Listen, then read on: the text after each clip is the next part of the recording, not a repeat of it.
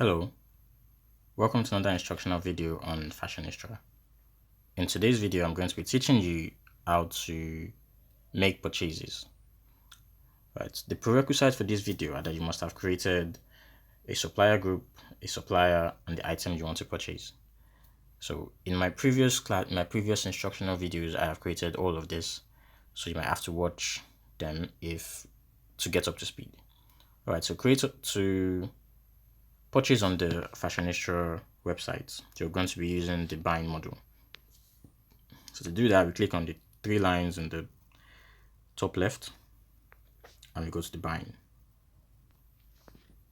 So over here, the purchase process includes two stages. So there's the purchase order and there's the purchase invoice. So the purchase order lets you make your requisitions like an LPO. So it's just a requisition for the goods that you want to buy. Then the purchase invoice lets you bring in those goods and make payments for them. So to do that, we have here the purchase order and the purchase invoice. So let's get started. So we start with the purchase order. So clicking on the purchase order brings us to this page. Now this page shows you all of the purchase orders that you've created on the system. So let's just create a new one for the items we're going to buy. So we're going to specify what our supplier is. So we're going to say our supplier is someone we've created in the past. So Aldo, who is in the supplier group Reebok Limited. Alright, so this date is the date of the date that this requisition was raised, so which is the 1st of October 2022. Now we can specify the date that this is required by. So let's say this is required on the 2nd. Now let's change this date that we made this purchase order to a date in the past. So let's say this purchase order was made sometime on the 28th of September. Now your set target warehouse is the store that this is going to come into. So we're going to say this is going to our stores ZWC. Right, so the items colon or the item section lets you input the items you want to buy. So let's just click on the first, then it asks you what item you want to buy. So we've created one item, which is EZ700, the sneaker. Then we click on it and it populates. So it says this is the date that required this item by. So now you can specify the quantity and rate. Right, so the rate should be the price at which you're buying this item. So let's say we're buying a pair of this for 15,000. Let's say 10,000.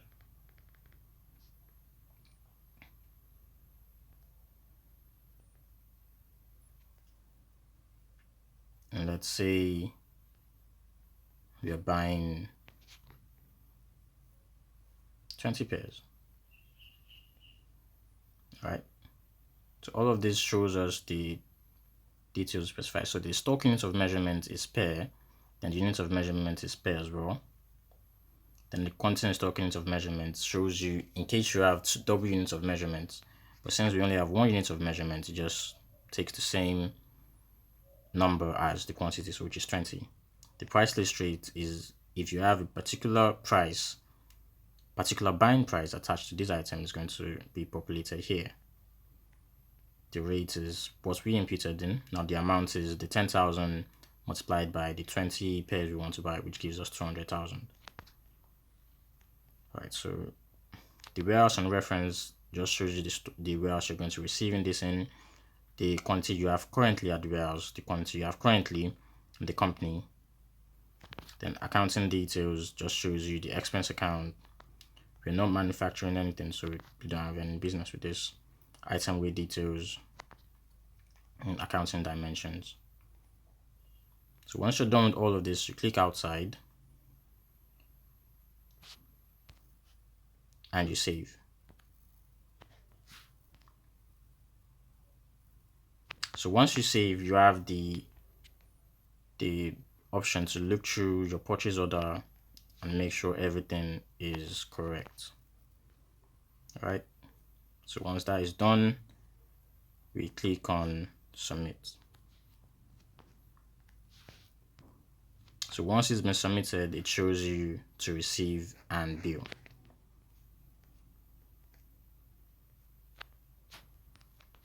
So now to complete this entire purchase, we have to do a purchase invoice. So to do that,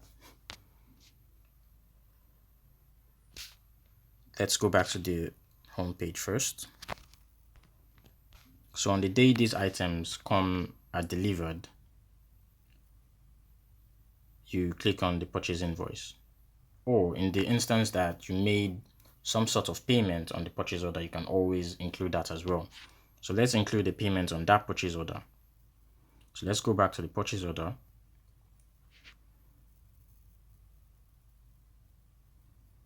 And include a payment on this purchase.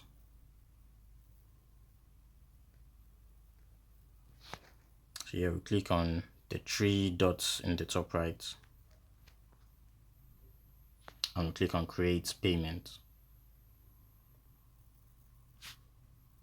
So here it brings you to the payment entry page, which lets you create payments for basically anything. So the payment type you're paying, the date in which this is being posted is on the 1st of October 2022. So let's backdate this a bit, seeing as we backdated our purchase order. So let's backdate this to sometime in September. Let's say this was paid on the 30th of September. So we're going to specify our mode of payment. Let's say our mode of payment is cash. We paid with cash.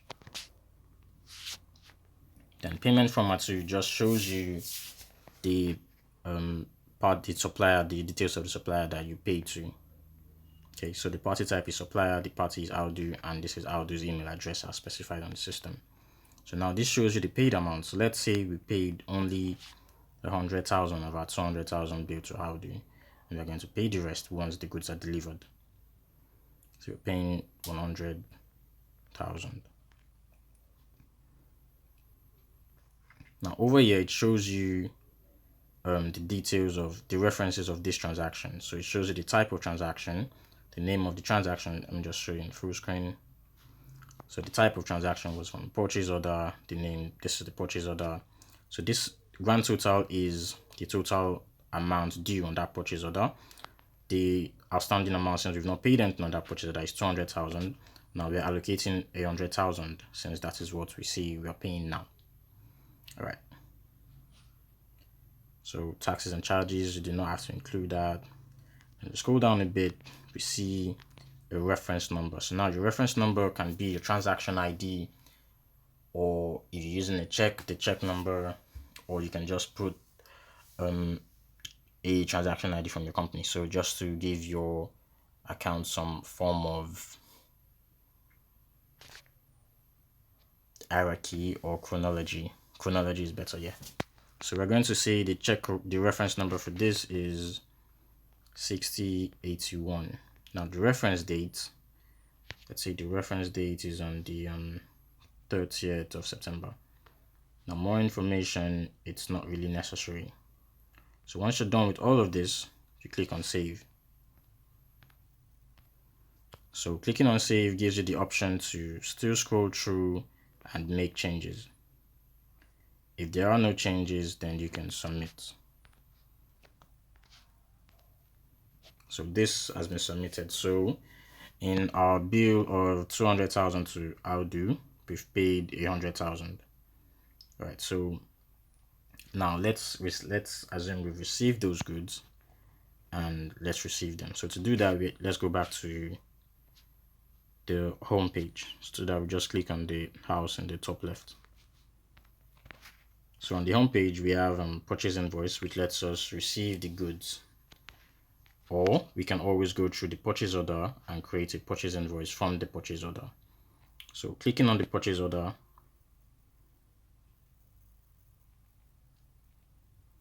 then we find that same purchase order. So that is Aldo.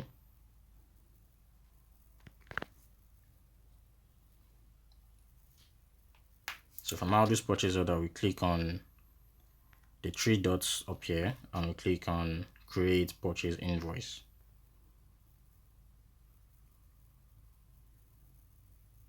Right, so this is the page for creating a purchase invoice. Now, most of the details here are details brought in from the previous, from the creation of the purchase order. So it still brings in the supplier's name, the due date, the company, and all of that. And the same items we're buying, Yeezy 700, 20 pieces at 10,000. Right, so now let's include that payment that we made earlier. So we just click on advance payments and we click on get advances paid. So here we can see that the advance payment, the payments we made earlier, has just been added. So let me just show you so you see it completely. So the allocated amount is 100,000. So payment entry and all of this. All right, so once that is done, yes, please always click on update stock. So this is going to be reflected in your warehouse. The accepted warehouse is stores ZWC. So let's click on save. So after saving, you click on submit. Right, so once this has been submitted, we can see that this is now partly paid for because we've only paid 100,000. But these items, the Yeezy 700, is now updated in our stores. All right, so let's make the full payment of the remaining 100,000.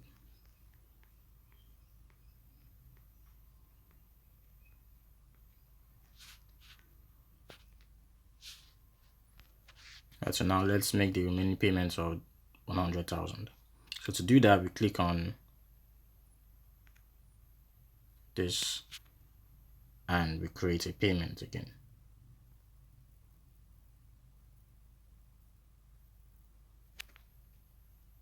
So now payment type is pay, the date, the company. Now the mode of payment again, we're going to select cash. We're paying to Outdo, and now we're paying the 100,000, which is the amount outstanding for this purchase. All right. So here we put the reference number again. So say 6083. The reference date is the 1st of October 2022. And we save that. After saving, we click on submit. And it's submitted. So now if we go back to that purchase invoice, we're going to see